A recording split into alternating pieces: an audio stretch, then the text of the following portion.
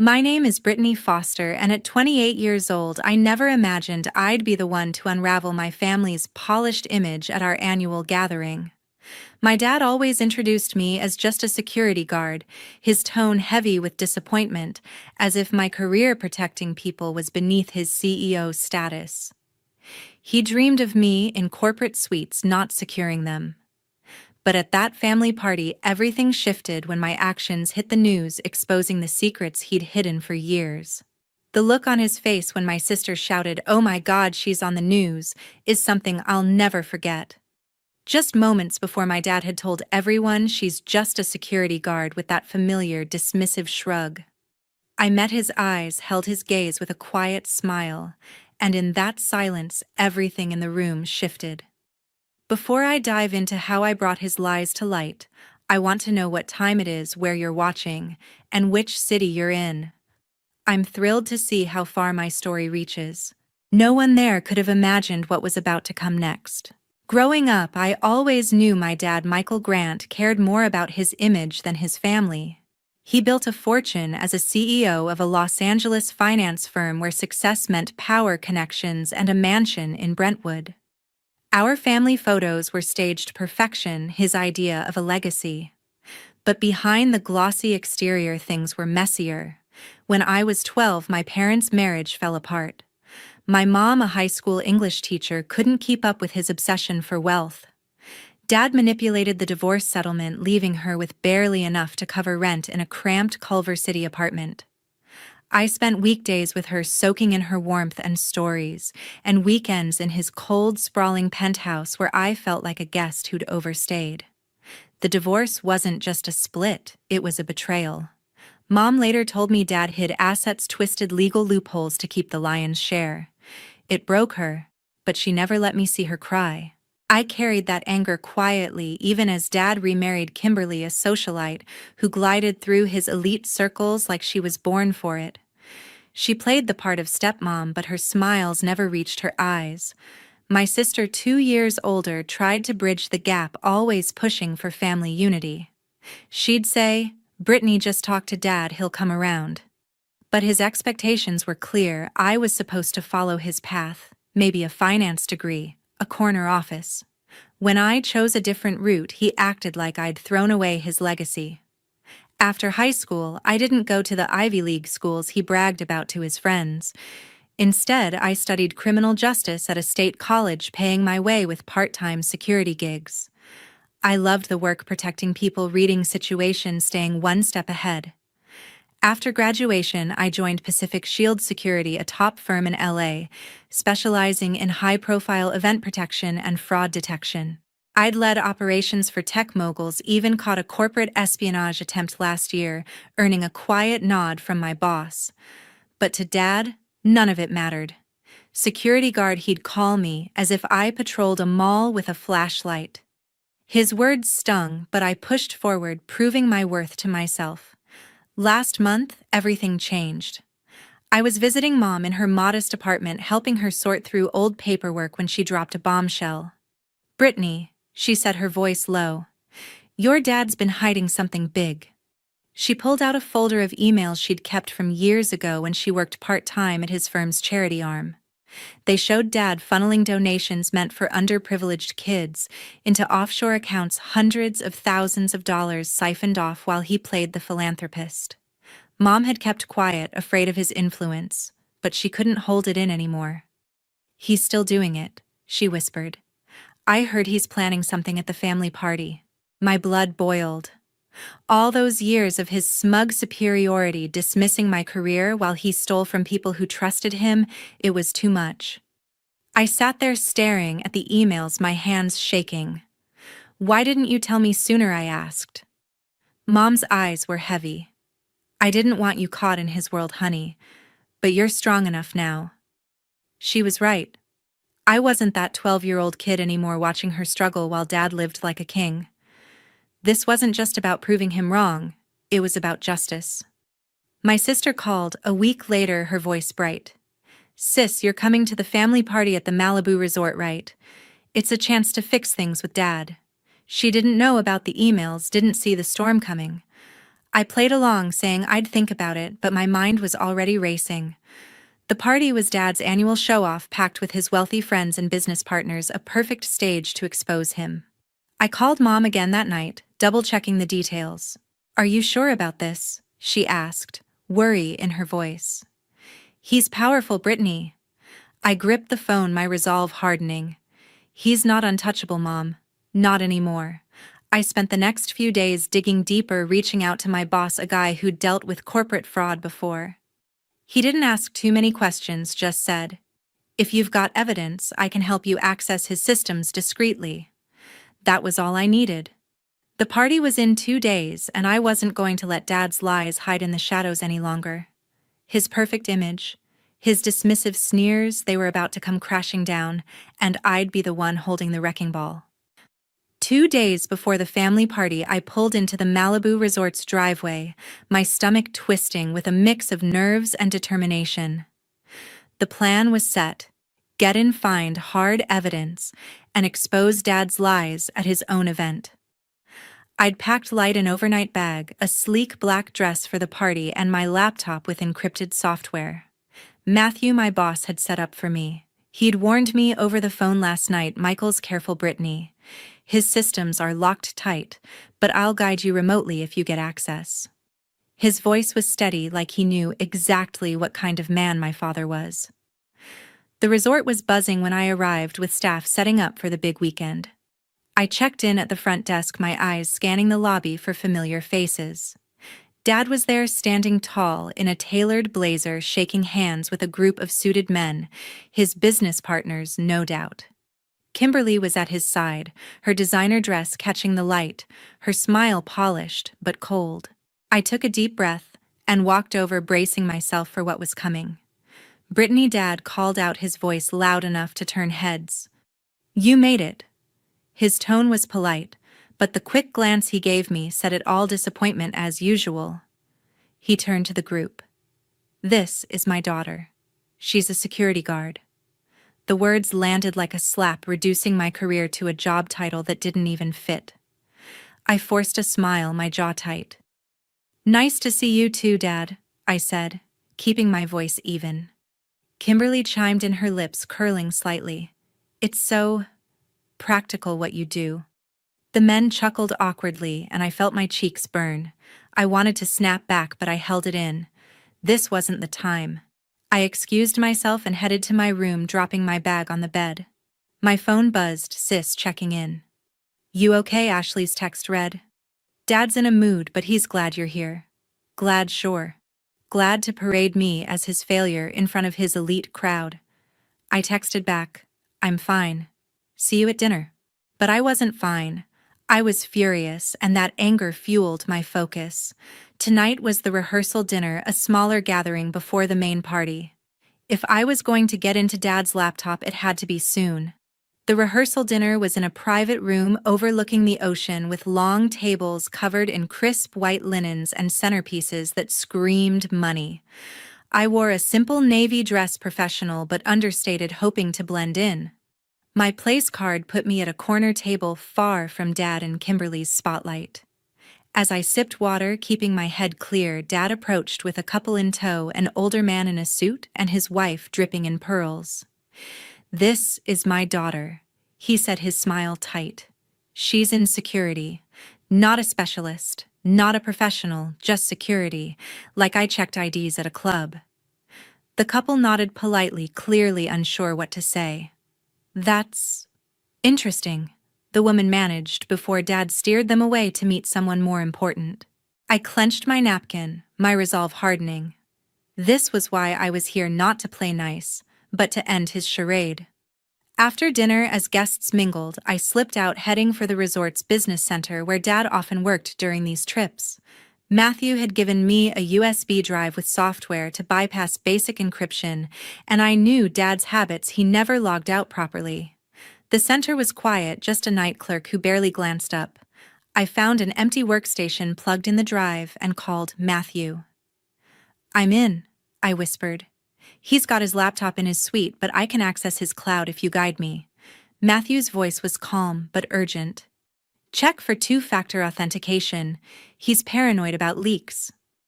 I followed his instructions, my fingers flying over the keys. After 10 tense minutes, I was in a folder labeled Charity Accounts stared back at me.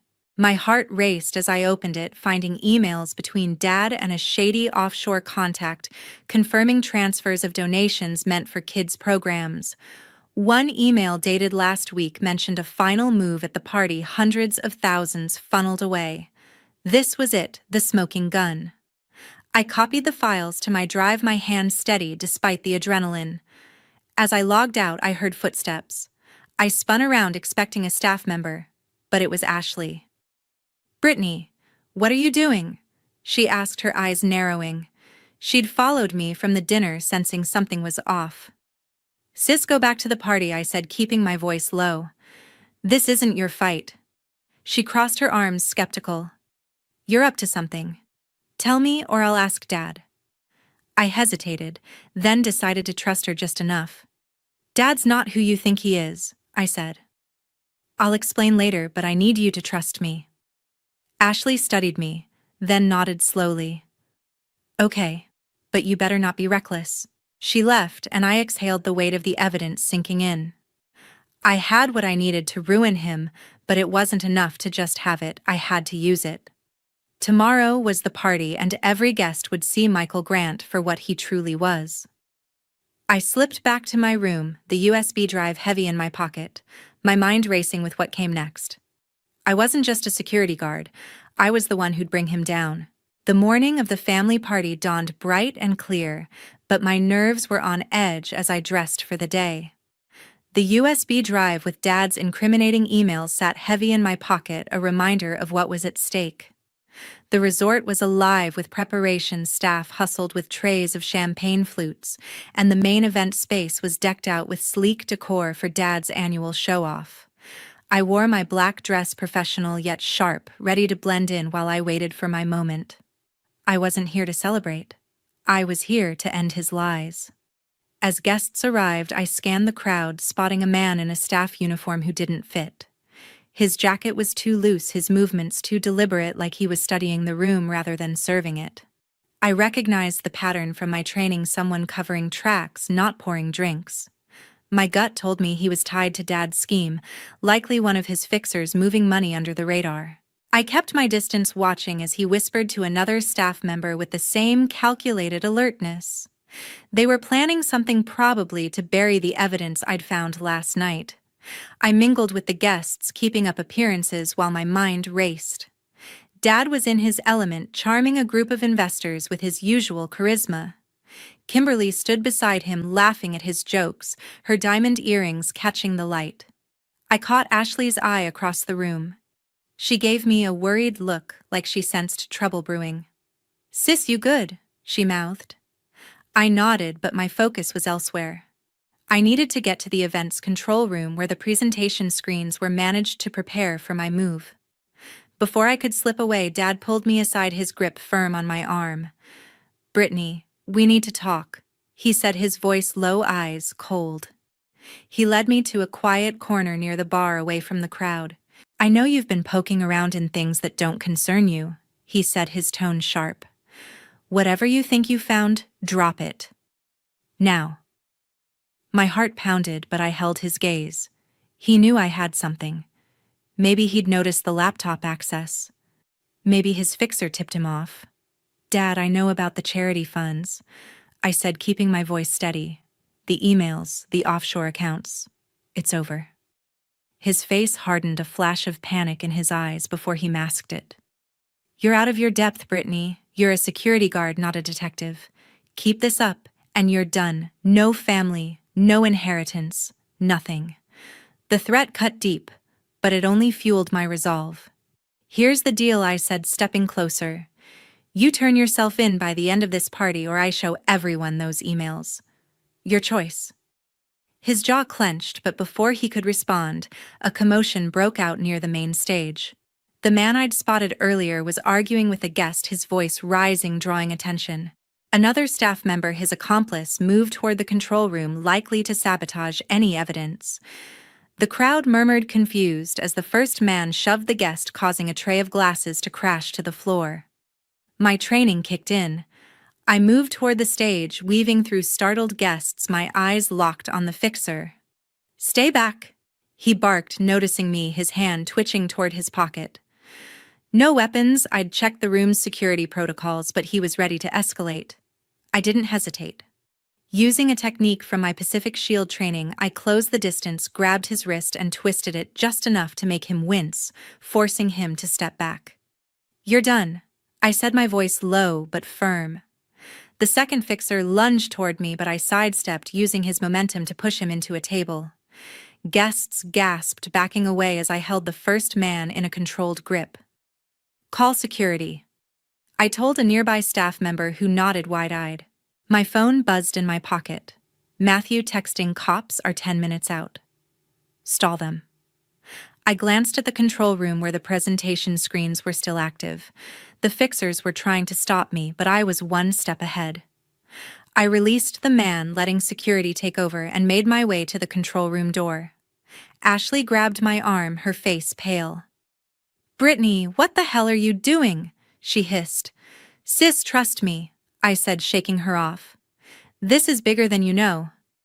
Inside the control room, a tech was setting up Dad's speech slides. "I need access to the main screen," I told him, flashing my Pacific Shield ID. He hesitated, then stepped aside.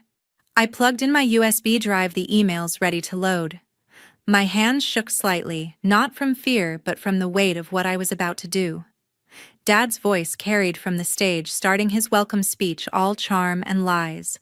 I glanced at the monitor, seeing him smile at the crowd, oblivious to what was coming. Kimberly was near him, whispering to a guest, her eyes darting toward me. She knew something was wrong.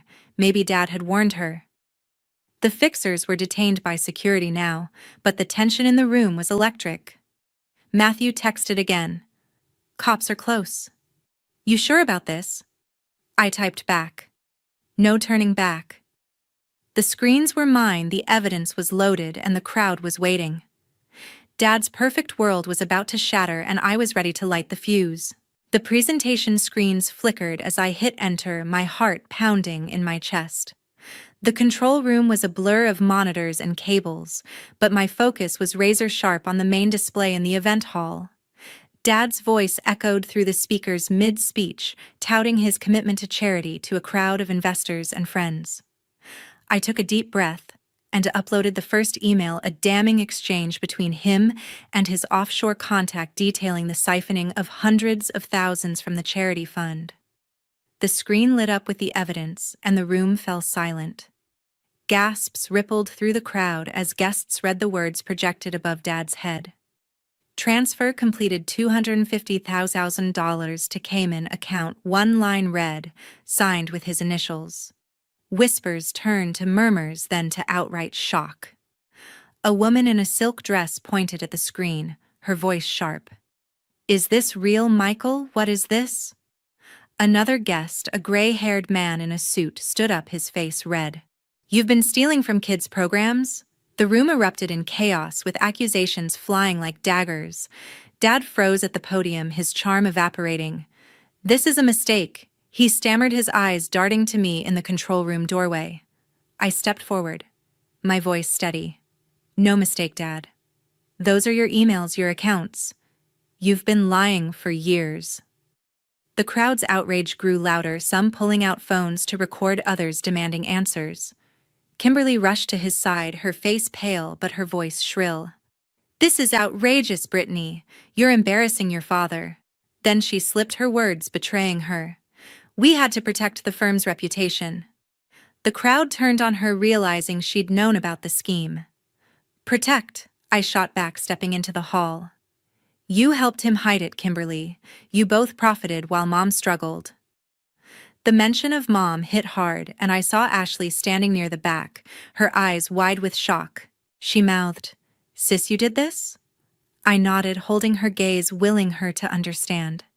Dad tried to regain control, his voice shaking. "This is a misunderstanding. I'll explain everything privately." But the guests weren't buying it. A man in a tux shouted, "Explain it now, Grant. You've been fleecing us. The room was a powder keg and I'd lit the fuse. Suddenly, one of Dad's fixers, the man I'd subdued earlier, broke free from security, lunging toward the control room to shut down the screens.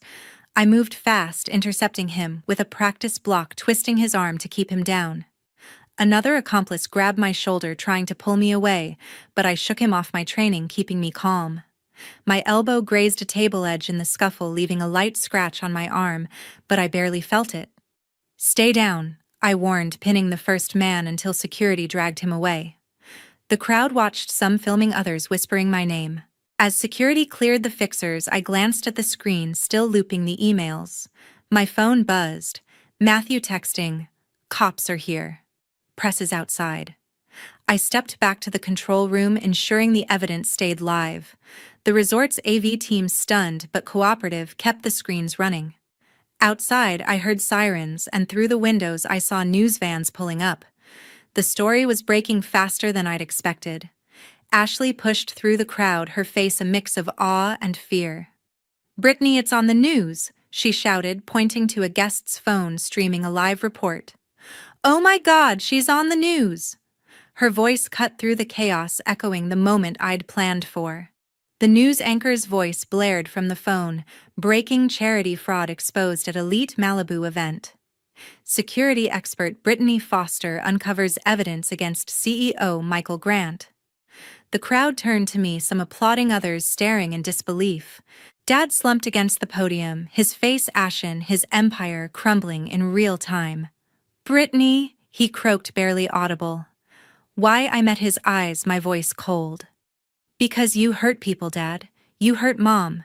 You hurt me, and you thought you'd get away with it." Kimberly grabbed his arm, her composure gone. "You've ruined him," she hissed, but her words were drowned out by the crowd's anger. A woman in pearls approached me, her voice trembling. "You did the right thing. He fooled us all." Another guest, a tech investor, nodded. "I trusted him with millions. Thank you." Their words felt like vindication, but the weight of Dad's betrayal still pressed on me. Ashley reached my side, her hand on my arm. "Sis, I didn't know it was this bad," she said, her voice breaking. "I'm with you." The police entered, moving toward Dad and Kimberly. An officer approached me, respectful. "Miss Foster, we need your statement. Those emails are enough for charges."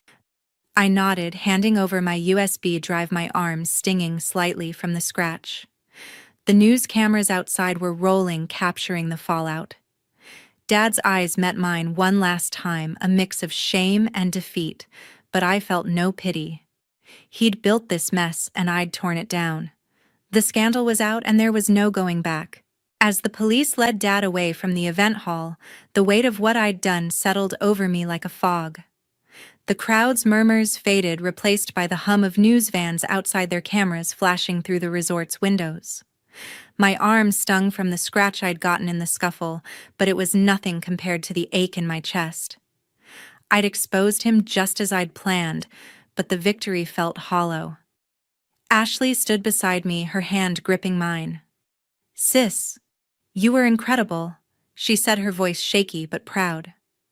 I managed a nod, but my eyes were fixed on Dad. His shoulders slumped as he disappeared through the doors. Kimberly lingered near the stage, her face a mask of fury and desperation. "You've destroyed everything," she hissed as she brushed past me, her heels clicking toward the exit. I didn't respond. She'd known about his schemes, maybe even helped cover them up, and now she was scrambling to save herself. I heard later she left town the next day, cutting ties with Dad's sinking ship. The guests dispersed, some whispering apologies, others avoiding my gaze. The woman in pearls approached again, her voice soft. "You did what none of us could. Thank you." Her words were kind, but they didn't erase the years of dismissal I'd endured.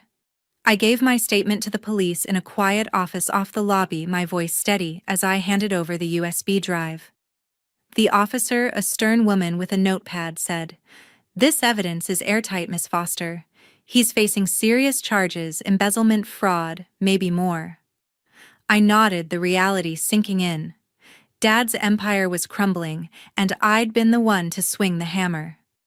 As I left the office, my phone buzzed. Matthew, my boss calling. Brittany, you okay? He asked. The news is everywhere. Pacific Shield's getting calls from clients praising you. I forced a smile he couldn't see. I'm fine, Matthew. Just tired. By the next morning, the story had gone viral. My phone lit up with notifications, texts from mom colleagues, even old classmates. Hero security expert exposes CEO fraud. One headline read, paired with shaky footage of me confronting Dad's fixer in the hall. Mom's voicemail was the hardest to hear. Honey, I saw the news, she said, her voice thick. I'm so proud, but I'm worried about you. Call me.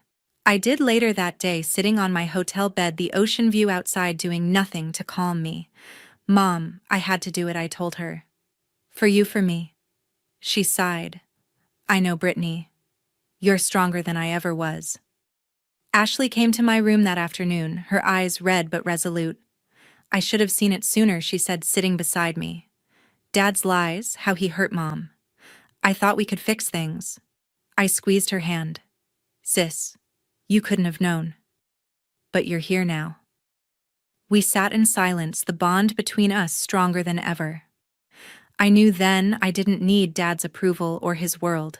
I had Mom Ashley and my own path. A week later, I was back in LA trying to piece my life together. The news cycle had moved on, but Dad's case hadn't. Prosecutors were building a case, and his firm was under investigation.